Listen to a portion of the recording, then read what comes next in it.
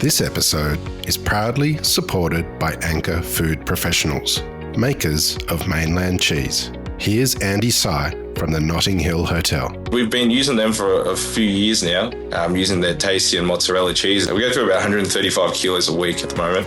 So a huge number. So we use it for our garlic bread, our pizzas, our parmas, our bechamel, our cheese sauce for our croquettes and arancini, throughout our lasagnas, anywhere we can really. It's such a good product. You know, having the freshest chips to your fresh chicken to a freshly crumbed schnitzel and topping up with a really high quality cheese is amazing. For more information, go to anchorfoodprofessionals.com.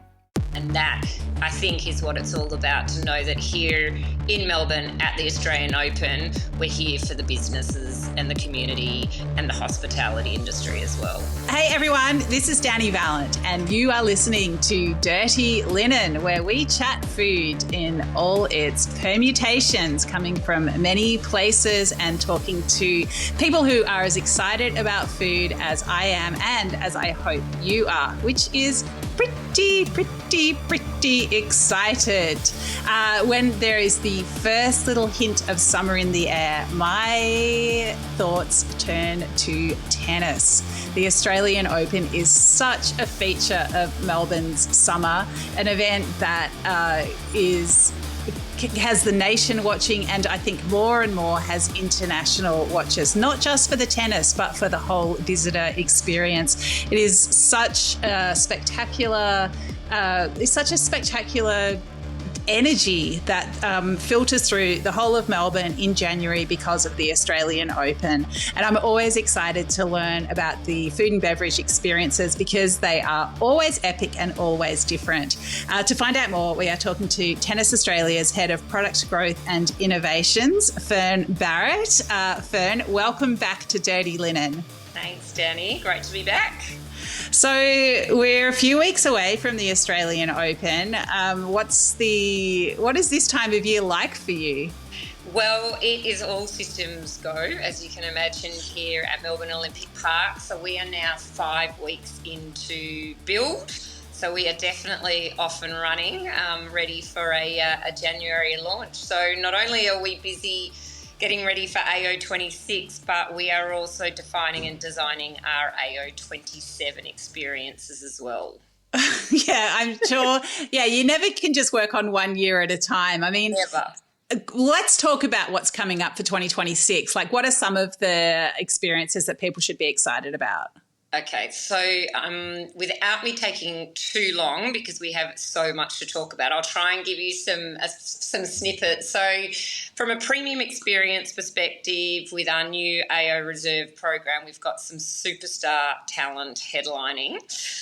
So Simon Rogan is coming out from the UK, a phenomenal Michelin star chef, and he's going to be cooking in Club 1905 for us, which we're super excited about. Also, after 10 years of working with Rockpool, we are welcoming in their place SK Steak and Oyster from Brisbane. So they will be on the grills for our bistro experience. We also have the famed Caretaker's Cottage joining us in our Rod Laver Arena bar suite, shaking and stirring some cocktails. And we've got the gorgeous Peter Gilmore from Tasmania flying up from his place for finals week to cook on the player balcony for Champions Rooftop, as well as welcoming Agrarian Kitchen for finals week as well. So that's on the premium side.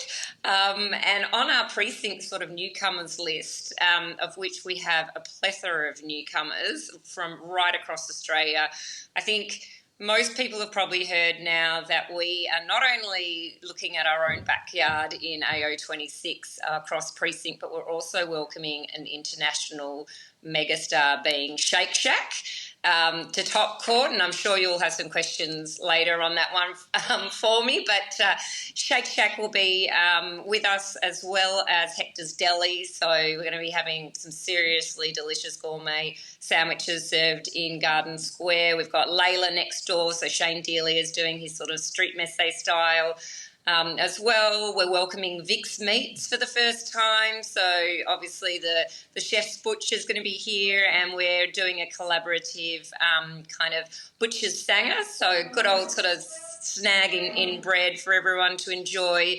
We've also partnered up to deliver our own outlet with Ross from Bang and Sangers. So we're going to be doing some loaded potato cakes to be kind of quintessentially Melbourne for all to taste. We also have the fabulous Nick Hill from Porcine in Sydney joining us. He will be doing some premium snack boxes at Courtside Bar, and the list continues to go on. At Grand Slam Oval, we've got Frankie's Tortas and Tacos joining us to serve up some Mexican. We've got Jolly Good to do some delicious burgers. We've got Seasons Chicken for some Vietnamese fried chicken. We've got Junda from Hojiak bringing Malaysian to the Oval. And finally, we're teaming up with Angie from Taverna and to kind of do a collab with Stalactites on some signature AO Greek dishes. So that's a little bit of a taste, and I could keep going if you wanted me to. Yeah, I mean, the thing about the AO is, where is the time to watch the tennis? There is so much to explore with the food, and it is fascinating, Fern, to have so many of Melbourne's popular, I guess, of the moment eateries like Taverna, like Super, like Hector's, but then to have an international like Shake Shack coming in. How do you think about the balance between showcasing what Australia has to offer and then, I suppose, giving Melburnians perhaps or Australians a taste of something from elsewhere? Yeah, so it's a full year-round process for us, as I mentioned before. So both for our premium program and also for our precinct program. So we really love to try and obviously support homegrown heroes. So we really do try and keep the program to be at least 70 to 80% local. But we obviously love to pepper in a little bit of international, global talent and brands as well. So, in the premium space, obviously we've got Simon Rogan coming out from the UK, but the rest of the program is local, is Australian based. And then from a precinct side of things, we're not just the Australian Open in Melbourne, we're the Australian Open that represents the best of Australia. So we're from all corners, from Brisbane to Sydney to Tassie, as I said before. So we really try and balance the program between about 70% of new talents and brands, and then 30% of those that we know fans love to see pop up time and time again. And Entrecote's a prime example of that. They'll be returning again for next year because they were an absolute viral sensation for AO 2025. So they'll be coming back again because I think lots of fans want to come back and have that steak mitraillette again. I remember, having that, watching a great game on one of the outside courts, and it is such a great, a complete experience with the beverage and the mitraillette and some tennis. Yeah, and of course, we also really try and consider it within that balancing different communities and different cultures that represent the best of Australia, but also different price points. So we make sure that we are really accessible, that we do have offers on site for kids and families for under $10, right through to, as you just said, something slightly more premium whilst you're watching the tennis, like the steak mitraillette. And what's the pitch to a brand like Shake Shack? Like, why would they be excited about coming to the AO? Yeah, so Shake Shack actually came out this year, I should say, AO 25. We had approached them in partnership with Levy, our in-house catering partner, to say, if you're ever going to come to Australia, come partner with us. So they came for a walkthrough. We showed them what we do. They were really impressed with, I guess, the quality of the program and the execution. And we had, almost 12 months of conversations and discussions around what it would look like for us to bring a pop-up to top court of Shake Shack, which would be, I guess, representative of their first store in Madison Square, whilst also popping up in John Cain Arena with an express outlet. So for them, they're really keen, I guess, to understand the Australian marketplace and to see what the opportunities down under are. And they felt that we were the best possible partner to do that with. So we're super excited and can't wait to see how the fans enjoy their offering. And Fern, I mean, the logistics must be such a massive part of this. And, you know, you've talked a bit about the planning. What about the getting all the produce lined up, making sure there's enough potatoes for the fries and all that good stuff? How do you go about organising that? Yeah, so we begin in December. So December this year, or now as such, we are actually in what we call the defining and designing phase of the following year's programs. So in December, we actually go out to a number of different sort of talents and brands that we've maybe already been speaking to, or we've heard about or seen or been introduced to or recommended. But we also open our industry program. So our expressions of interest actually open next week online, and anyone in the industry across Australia has the opportunity to submit an application. We review those throughout December, whilst also trying to balance, obviously, the upcoming AO in terms of all the marketing and the PR activity that's taking place for the existing lineup. And then, you know, for those really standout applicants, we then make contact with them and ask them to come on site. So a little bit like I was talking about before with Shake Shack, they actually have the opportunity to come and live and breathe and touch and feel and smell and taste what the Australian Open is all about. And it gives us a great opportunity to show them operationally what we require from a scale perspective. So that happens during the tournament. Then post-tournament, we obviously do deep dives from a debrief process. We also gather all of the data and insights from our Voice of Customer program to really understand what worked, what didn't, where are the opportunities, where are the challenges, what do we want to do to address anything moving forward. We obviously work with multiple stakeholders across the business. It's not just us in the programming team. There's all sorts of other teams that are involved to set us up for success. And we really kind of sit within that define and design phase right up until about April time. And then in April, we sort of start moving into more the menu development side of things. So working with our catering partners and our vendors to work through their menus and their forecasted numbers. And that's, you know, to your question, where we start then talking to the producers and the suppliers, because the numbers are so significant that a lot of our growers have to start planning at least 6 months out to be able to supply the volumes that we require. Then kind of come June, July time, we start really getting into the nitty-gritty detail of the operational planning. How are we going to scale up? What are the equipment and infrastructure requirements? What are the outlets going to look like in terms of the design of the facades and that sort of thing? And, you know, all of the, I guess, OH&S and risk and safety requirements. We work with the vendors. And then we move right into, I guess, this time of year, which is we're physically popping up and building on site. So, yeah, it really is a full 12 months. And what are some of the, do you have any stats on the scale, the kind of volume that you do?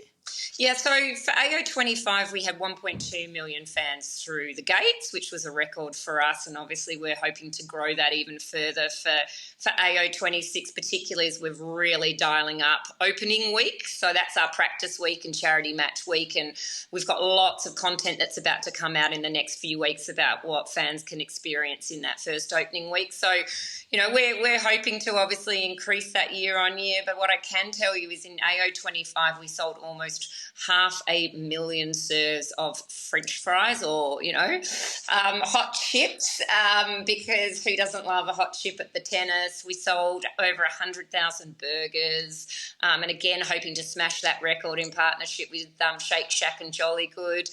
50,000 slices of pizza.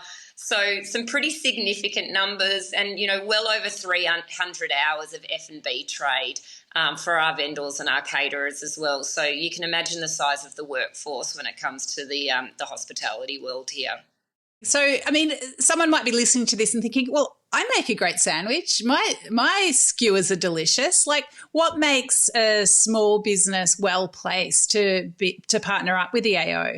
Yeah, so we actually offer two models that you can work with us. So essentially, it can be a self-operated model where they feel like they already understand scale. You know, maybe they've worked at another festival or another event before and they've delivered to sort of scale.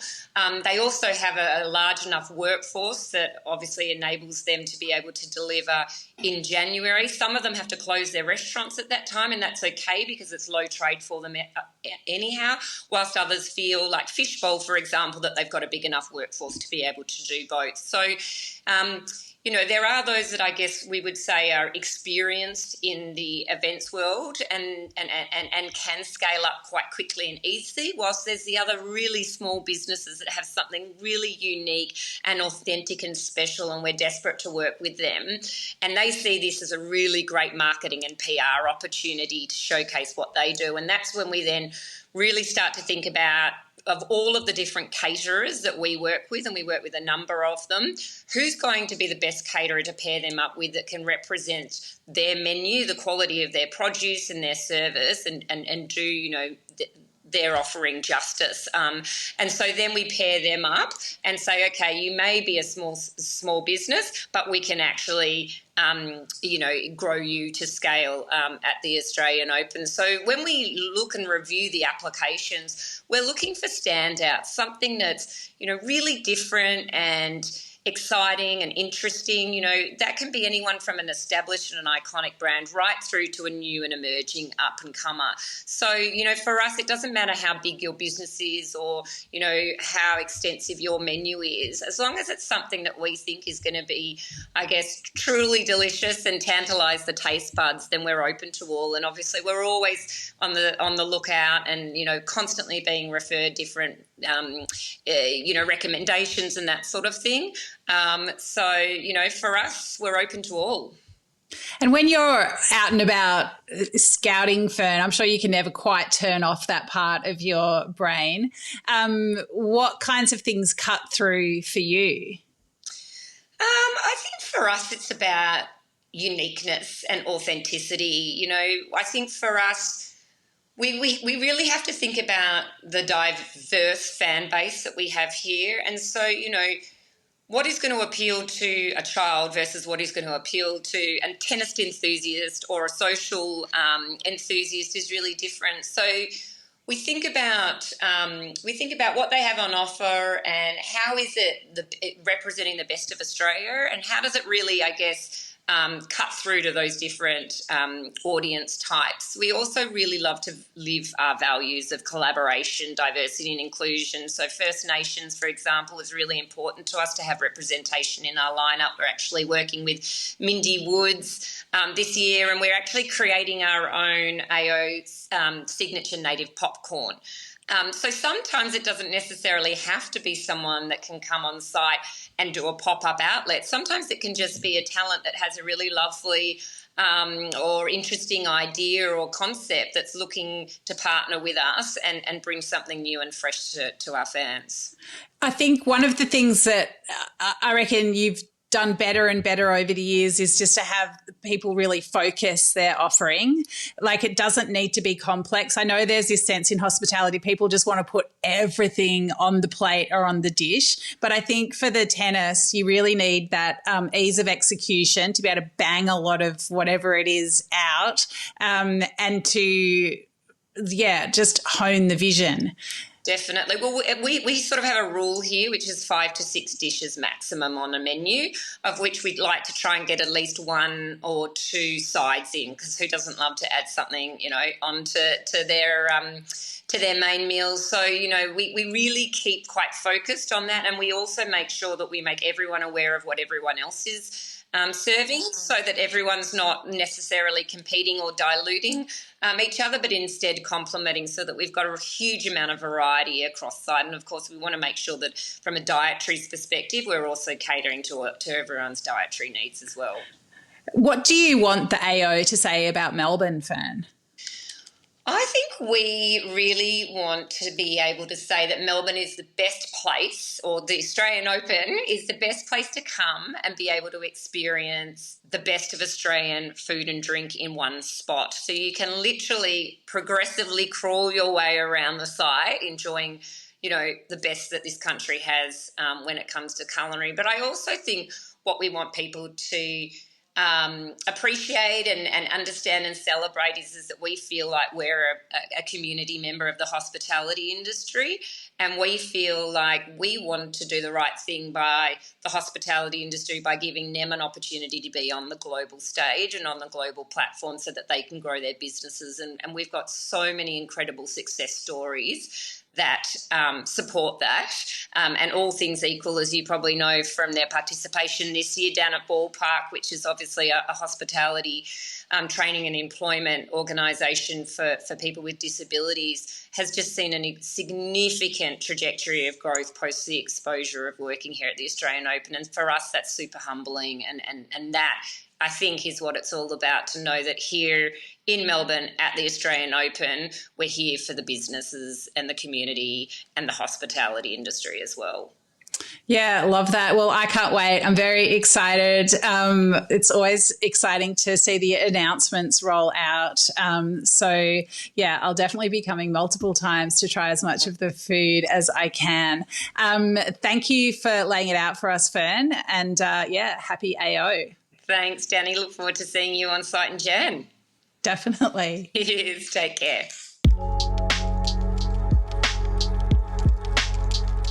This is Dirty Linen, and I'm Dani Valent. We air the issues that the hospitality industry finds hard to talk about, hearing from different people with unique perspectives. We want to hear from you as well. If you have something that needs to be said about a topic, get in touch so we can include your perspective. Contact us at dirtylinen@deepintheweeds.com.au or hit us up on Insta at Dirty Linen Podcast. We can't wait to hear from you.